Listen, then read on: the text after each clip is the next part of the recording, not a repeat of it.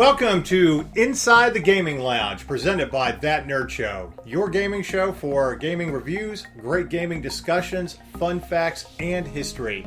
It's a show for gamers, by gamers. I'm Marcus Blake. I'm Victoria Winfrey. And I'm John Winfrey, aka Road Trip Gamer. Welcome to our second episode, and we hope that you are just as excited to see this episode as we are recording it. So before we get into discussing what games that we're going to be reviewing for this episode, we want to tell you a little bit about some big game news that came out this week. And when I say big, it's very important game news. I mean, we're talking monster big. Halo, the Master Chief Collection, will be coming to PC. So for you PC gamers out there, you don't have to have an Xbox to play Halo anymore. That's right. The Master Chief Collection will be coming to the PC. And this is a big game changer. It's going to be huge. Yeah. I think it's going to blow up on esports. John, why is it going to be huge? Well, first of all, it's a long time coming. Microsoft owns Xbox. You would think that it would have been on PC a long time ago. But it coming to PC means the most important thing is that it's going to be huge for esports. Esports has become one of the biggest gaming events that's happened in recent history, the blowing up of esports, and with Halo becoming part of it, the competition level in Halo was good back in the day, and it's going to be even better come this fall. Now, something that you should take note of is they're not going to release the entire Master Chief Collection all at once. They're going to be doing one at a time, starting with Halo Reach. And then they will get to the first Halo game, Halo Combat Involved. Now, I know that this is kind of disappointing because if you've never played Halo and you're like me where you went through all four Halos in a summer in our downtime for gaming, you won't get a chance to do that. However, I think dropping it a little at a time, though, is not a bad deal. Mm-hmm. It gives you a chance to get through one, go off, play some other games, and then you get to come back and do the next one that drops. I mean, why do it all at once when you can really drag it out? Right. You can really make sure that you're maintaining your viewership over a long period of time instead of letting people just burn out on it really hard. Now, probably the bad news of this, of this announcement is we don't know if you have to buy each game individually, or you get to buy it all at once, or are you going to be able to get it free if you already own an Xbox and you have Game Pass, because the Master Chief Collection has been on Game Pass for quite a while. Yeah, there's still a lot of questions out there about it. With it coming out one at a time, there's a lot left up in the air for it for us to know in the future. But regardless of what happens, it's still a big deal that the Master Chief Collection is coming to PC. Mm-hmm. So I really love that because it gives more people a chance to play Halo, one of the seminal games in gaming, and it'll be interesting to see what happens with it. And I don't know about y'all, but I haven't really done any PC gaming in a while. That one would make me do some PC gaming, even though I've played it before on a console. It would definitely bring me back. Because I've been on console. I've moved over to console a lot lately. Now, the other big gaming news of this week is, as of the date that we are recording this episode, Tom Clancy's The Division 2 is now in stores. It has been released. And if you're like me, you're already pissed off that it's taking 6 or 7 hours to install the online part and you can't just really start playing. However, we're going to get into it a little bit later, and for episode 3, we're going to tell you all about it and whether it's worth playing. But for this episode, the games that we will be reviewing is Anthem and Devil May Cry 5. Mm-hmm. We'll be back.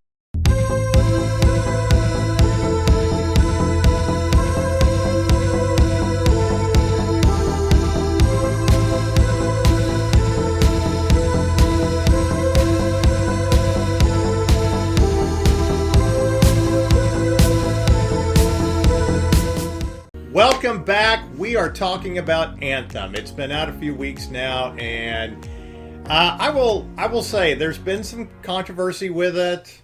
There's been some negative feedback, and mostly that's due to servers crashing. But I think that was really just the first week.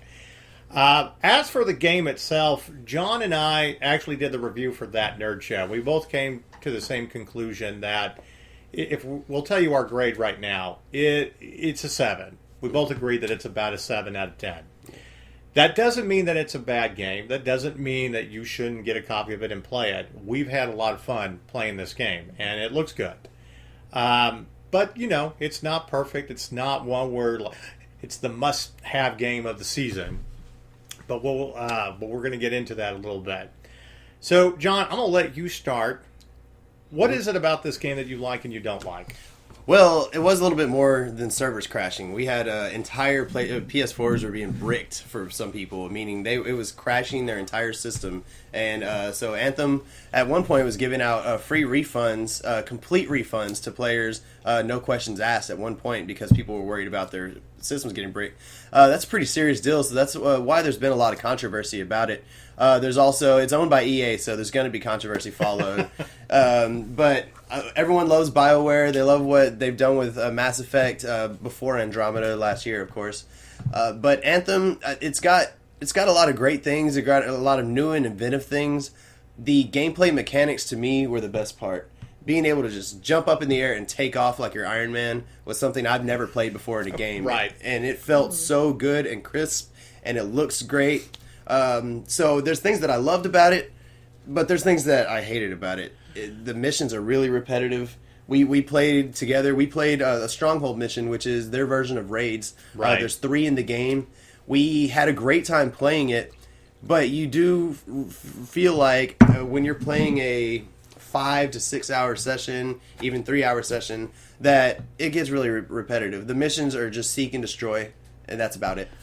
No loot. There's not enough loot. I'm a big loot I'm person. sorry, I didn't mean to interrupt. I feel like they haven't done enough with the game yet, that it's evolving. Like, this is what we're giving you now. We want you to be interested in the game, this world. I felt like the world wasn't really big enough until I started exploring. And I think part of that is we're going to make a lot of comparisons of this game to Destiny or Warframe, because you can hop from planet to planet and you're just in one place. I get what you're saying about the raids, that it seems kind of repetitive. It doesn't feel like there's really a story to this game. I don't know why we're here. I just know that we get into the suit, we go off and kill monsters on the planet and aliens. I felt like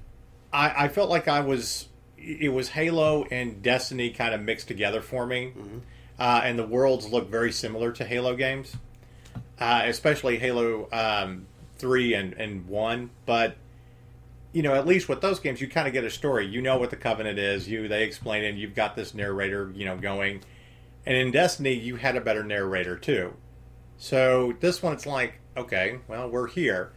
So my question for EA is this just part of it, and you have this amazing DLC that you're going to drop?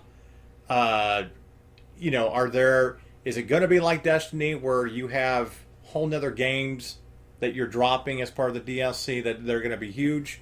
What's going on? Yeah, where is it going? Right. The potential's there. The potential's there because it's got great mechanics. It's got a great foundation. But at release, it isn't everything that it was made out to be. So there's still potential in the future for them to come with some great DLC. Now, some of the other critics who have said that this is, not a good game, I would take issue with them. I think it is a great game. It's not, for us, 7 is okay. It doesn't mean it's not worth buying. I've definitely, I know that I'll get my $60 worth out of it at buying it at retail, because I'm going to keep going back. And we've had fun playing together. We've had to definitely learn to strategize better, because we definitely got our asses kicked on one mission. Yeah. And then cursed at each other like gamers do and stuff. But we keep coming back, and the free play and roaming around is a lot of fun. There is a lot to do.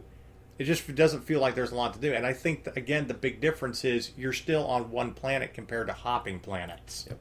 So you see just this one landscape, and I still don't know why aliens are coming down and doing their thing, or is it a war to take over this planet?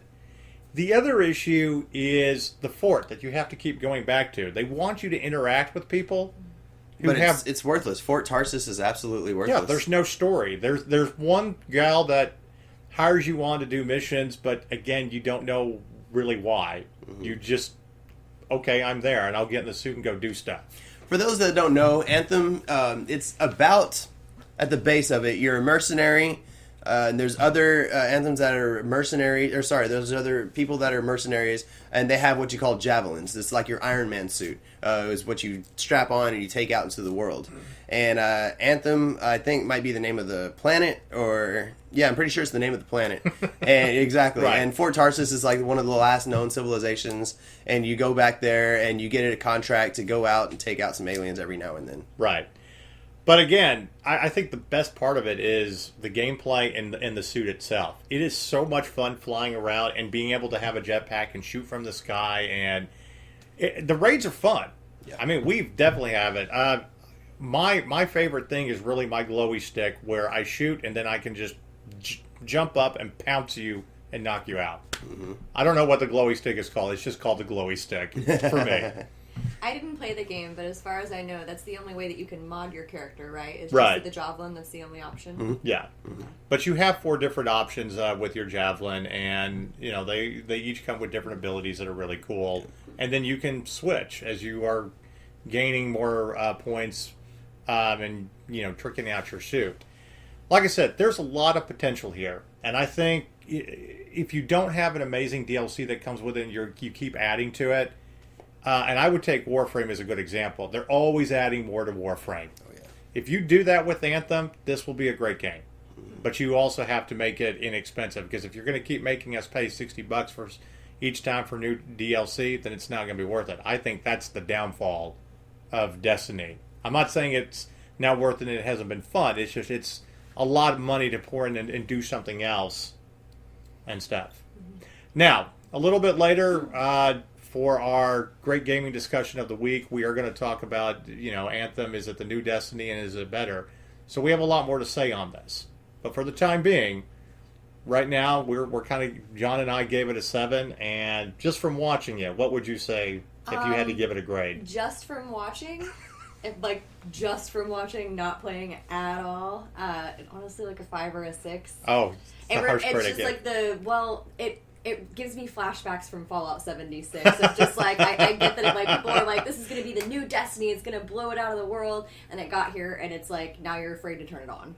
Okay, well, let's be careful about comparing it to Fallout 76. I mean, there's still PSTD for gamers when we talk about that game. I will say, for the same, the reason I compare them, and the reason I stick with that is because Fallout 76 is crap. It really is. But I think a year from now, it's going to be awesome. Well, we'll see. You just have to do a lot of work. We'll see. Are you ready for the most challenging gaming experience in the world? If so, welcome to the Ultimate Gaming Tournament. Are you pretty good at video games? Can you hold your own going head-to-head against opponents? Then the Ultimate Gaming Tournament is the perfect challenge for you.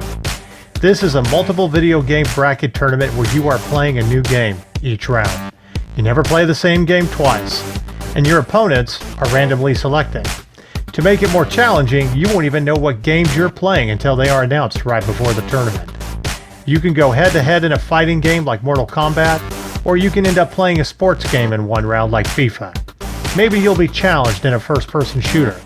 To win an Ultimate Gaming Tournament, you gotta be good at all kinds of games. But even if you're not, you can still win by being the luckiest gamer in the world. There are no unfair advantages in the Ultimate Gaming Tournament. You don't even get to practice playing the games before the tournament starts. That's the beauty of an Ultimate Gaming Tournament. And to make it more challenging, you can try to psych your opponent out using the Psych Out option. Multiple video games, no preparation. Just grab your controller and start playing. How far can you get in the most challenging gaming tournament in the world? Check out our website and see how you can host an Ultimate Gaming Tournament and join the Ultimate Game League. Our next game review of this episode. We're going to be talking about Devil May Cry 5, which came out last week. And like I said before, we're going to have a little bit of a debate on this game. We all have different feelings about it. So, to give you a little insight about Devil May Cry 5, if you've never played the series, you're basically a demon hunter. It's a great hack and slash game, but they take the characters from Dante's Inferno, the great medieval poem, and dealing with the 9 levels of hell. Now, the other thing if you did not know about Devil May Cry is the story is not strictly linear from 1, 2, 3, 4, and 5. Devil May Cry 1 is actually the sequel to Devil May Cry 3. 3 is the actual first story of this series, so it's a little bit kind of backwards. Devil May Cry 5 picks up several years after Devil May Cry 4. And it also, you have Nico, not Nico, I'm sorry. Nero. We'll talk about Nico in a minute. But Nero and Dante are the carryover characters from the rest of the series. And then we introduce a new character called, 5, or V, however you want to say it. So, like I said, you're basically, this is a great, fun game from Capricorn, and you're basically a demon hunter, hack and slash. It's a lot of fun. It's a great little series. And the Devil May Cry series is also a carryover from, or a continuation of the old Castlevania games. Very same style and stuff. So for you classic gamers out there, hope you'll remember that. I personally loved this game. I love the series because I love hack and slash games. This is one of the more anticipated games that I had this year. And part of it is I know what I'm getting. They try to throw a really great story into it, but I don't think the story is as important as the fact that, again, you're a demon hunter and you get to go kill demons, and you get this anime cartoonish kind of world that's fantastic. And, it's kind of scary. So I've had a lot of fun with this. I've had a lot of fun with the fact that you have these kind of short missions, and you can just go from mission to mission unless you want to knock out the entire game within a couple of days. I know what I'm getting with the game. And I don't feel like I'm getting any really big surprises from this, except the fact of introducing a new character. And now we get to talk about Nico, the hot chick in a van who, creates weapons for you. So, like I said, this is a fun game. If you're a fan of the series, you definitely want to get this. Now, I'm a little bit more generous with this game. It's an 8 out of 10 for me because, again, it's a great hack and slash game where you just get to kill demons, and who doesn't love that? But some people on this show will disagree with me, and that's okay. And we will start with you, Victoria, because we've already debated this. I don't necessarily disagree. I think it's a great game. I love hack and slash games. They're my favorite style. I didn't dislike it. I feel like it's more of an arcade game. Back when I was a student, games like that really worked for me, where you could only invest a small amount of time and then you could move on and not have to worry about, your character and the storyline and all of that. I don't know, I just didn't get a lot of satisfaction out of it. I like the concept. It took me a little bit of adjusting, the fact that the buttons are, all your weapons are on the pad instead of, your triggers. That took a little bit for me. Right. So I liked that it was challenging. Once I got the hang of it, the combos were super fun. I like that it grades my combos, so it pushes me to try and be better. But right. At the same time, I wouldn't pay $60 for it. I'd like to see it in an arcade version. I think that's really cool. I will agree with you on that. I comparing it to an old arcade game, you're right on the money. It reminds me of House of the Dead. Oh, well, there you go. That's great little name drop in an arcade game. It's the way that you progress through it, especially because for each section in a mission, you're walled off until you kill everything. Right. That's really very arcadey to me. Right. So if that's your style and you're really into it, but my favorite part about hack and slash is a Kingdom Hearts approach where you just run around and you kill whatever you want, or Diablo 3 even, where you can just run around and kill everything and you have freedom of movement. And so I think that's really why I give it a 7. I didn't like being so constricted. Well, I think it feels like it's constricted because you have the long demon tentacles that are surrounding the city. You don't. So I get that, but that's part of the game is you have to find your, the holes and cut those off or defeat those to move around. So you feel like there's a maze to it. And I think that's kind of the brilliant part of the game. That makes it more interesting. Because, especially when you get to mission, I believe it's mission 4 where you're kind of in the sewers, you can get turned around and you have to figure out where you're going. That's true. So I like the puzzle aspect of it. Another reason I graded it a little bit higher. And I will have to say that Nico makes me almost push it to an 8. She is awesome. She's really fun. She's very hot. She's very cool. I like that she just, blasts through whenever you need her. It's super fun. I love her addition to it. What about you, John? Because I know you've played it more and... Yeah, my favorite part of the game is the characters that are involved. You start off with Nero searching for Dante because Dante is off doing his own thing. He's always been like a kind of a loner as the owner of Devil May Cry. Right. And Nero is great. He has his sword and he has his arm cut off. He has a thing called Devil Breaker. It was kind of a hard system for me to figure out. Right. It's like sort of like a grenade, sort of like a gun. It's a projectile like arm, and you get different types. But to me, they all felt the same. And then we have the new character that you mentioned called V. He's actually really cool. I thought that his fighting mechanics was something I'd never experienced before. Right. Instead of him fighting, he summons a Black Panther and a Raven that do the fighting for him. And that took some getting used to. You really have to time it around with slashing and then killing birds and getting them to a certain point where he can walk in and basically stab them with his cane. Yeah, he always has to deliver the final blow. And I thought the end of his missions where you're really fighting the big monsters made it even more challenging. Yeah. That's cool. It's Constantine though. I like it. Right. That's actually right. Like super like Constantine. It's Now, if really he would only... appropriate. Right, I just need him in a wisecracking British accent with a red tie. And I just need like constant nihilistic jokes. And then it would be perfect. Now, you do have to get pretty far into the game until you're able to play as the title character, Dante. Right. And Dante, you have to put in a few hours till you get to him. Right. But once you get to him, he is badass. Right.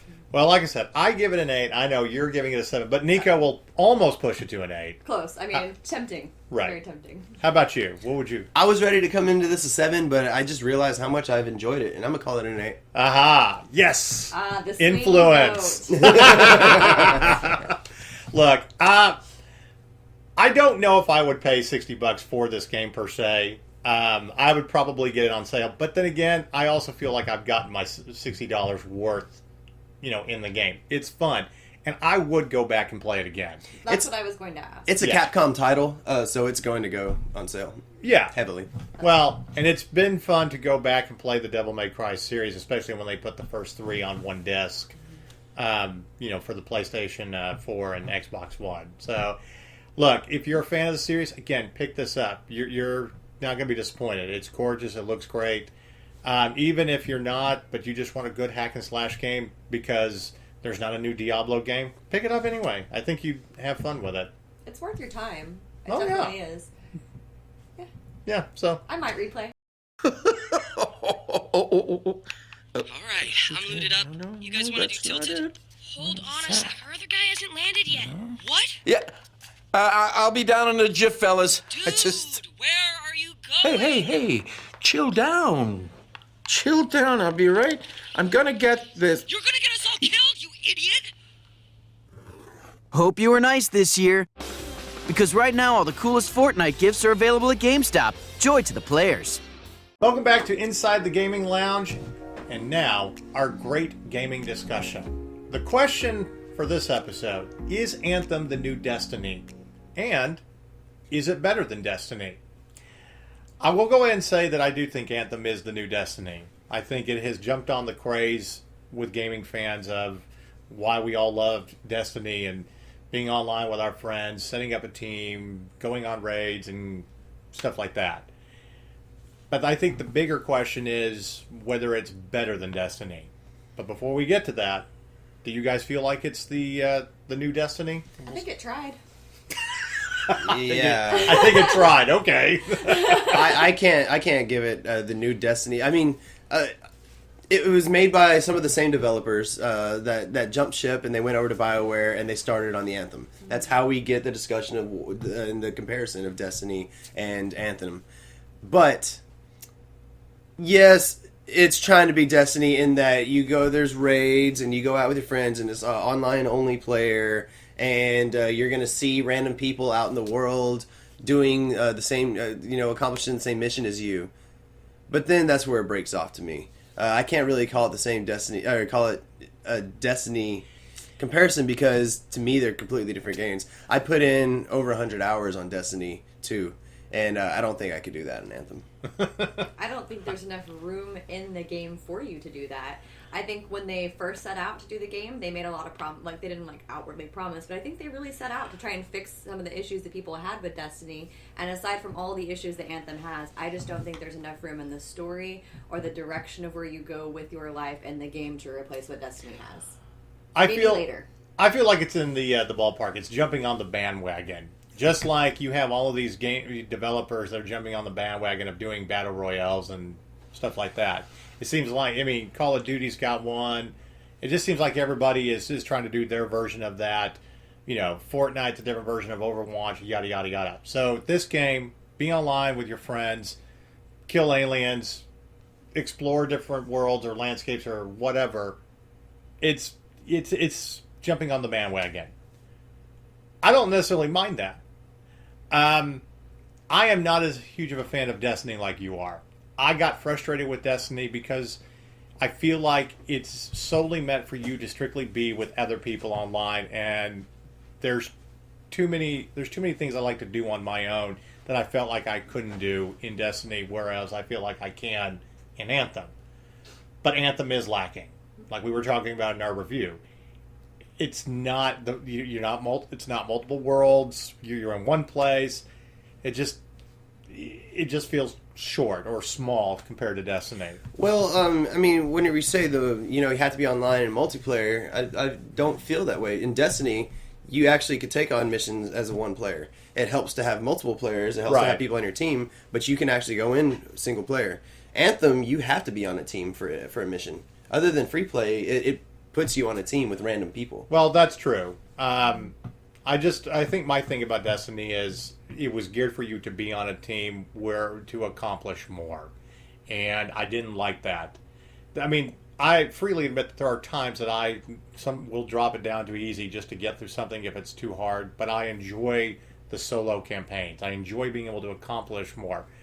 This is why I like Warframe better than Destiny, because I feel like I can do more by myself than I could in Destiny. And, of course, Destiny 2 was just more repetitive. It was the same thing, and I didn't feel like they changed all that much from the first one. They made you buy the $60 DLC for it to feel different. Right. And I think that's wrong. Gamers aren't made of money. If you're going to get your $60 worth, then you should have a lot to go with it.